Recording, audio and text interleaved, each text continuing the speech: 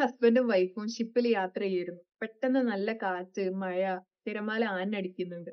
ഇത് കണ്ടിട്ട് പേടിച്ചിട്ട് വൈഫ് ഒരു സൈഡായിരിക്കുന്നത്. ഹസ്ബൻഡ് ആണെങ്കിൽ വേറൊരു സൈഡില് കാം ആയിട്ടിരിക്കും. ഇത് കണ്ട് ദേഷ്യം വന്നിട്ട് വൈഫ് ഹസ്ബൻഡിനോട് ചോദിക്കാണ്, ഇത്രയും ഡേഞ്ചറസ് ആയിട്ടുള്ള സിറ്റുവേഷനിൽ ഇപ്പൊ എന്താ സംഭവിക്കുക, മരിക്കുമോന്ന് പോലും പറയാൻ പറ്റൂല, എങ്ങനെയാണ് ഇത്രയും കാം ആയിട്ടിരിക്കാൻ പറ്റുന്നത് എന്ന് ചോദിച്ചിട്ട് ദേഷ്യപ്പെടാണ് വൈഫ്. ആ സമയത്ത് ഹസ്ബൻഡ് പെട്ടെന്ന് ഒരു കത്തി എടുത്തിട്ട് ഞാൻ നിന്നെ കൊല്ലാൻ പോവാന്ന് പറഞ്ഞു. വൈഫ് പെട്ടെന്നൊന്ന് ഞെട്ടിയെങ്കിലും പിന്നെ ചിരിക്കാൻ തുടങ്ങി. എന്താ ചിരിക്കുന്നത് എന്ന് ചോദിച്ച സമയത്ത് വൈഫ് പറഞ്ഞ ഒരു മറുപടിയാണ്, ഇത്രയും എന്നെ സ്നേഹിക്കുന്ന, എന്നെ പ്രൊട്ടക്ട് ചെയ്യുന്ന നിങ്ങൾക്ക് ഒരിക്കലും ഇതൊന്നും ചെയ്യാൻ പറ്റൂല. ഇതൊക്കെ ഒരു തമാശക്ക് ചെയ്യുന്നതല്ലേ എന്ന് ചോദിച്ചു. അപ്പൊ ഹസ്ബൻഡ് കൊടുക്കുന്ന ഒരു ബ്യൂട്ടിഫുൾ ആയിട്ടുള്ള മറുപടി ഉണ്ട്. ഇത് തന്നെയായിരുന്നു എന്റെ നേരത്തെ സിറ്റുവേഷൻ.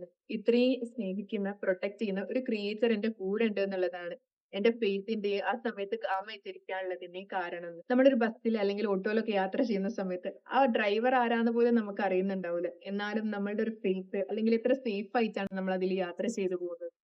എന്നിട്ടും നമ്മളെ ഇത്രയും പ്രൊട്ടക്ട് ചെയ്യുന്ന, നമ്മളെ ഇത്രയും സ്നേഹിക്കുന്ന, നമ്മളെ എത്രത്തോളം അറിയുന്ന ഒരു ക്രിയേറ്ററിനാണ് നമുക്ക് പേടിയുള്ളത്. ലൈഫിൽ ഒരിക്കലും ഡിഫിക്കൽട്ടീസ് വരില്ല, പ്രശ്നങ്ങൾ വരില്ല, കൊടുങ്കാറ്റ് വരില്ല എന്നൊന്നും നമുക്ക് ഒരിക്കലും പറയാൻ പറ്റൂല.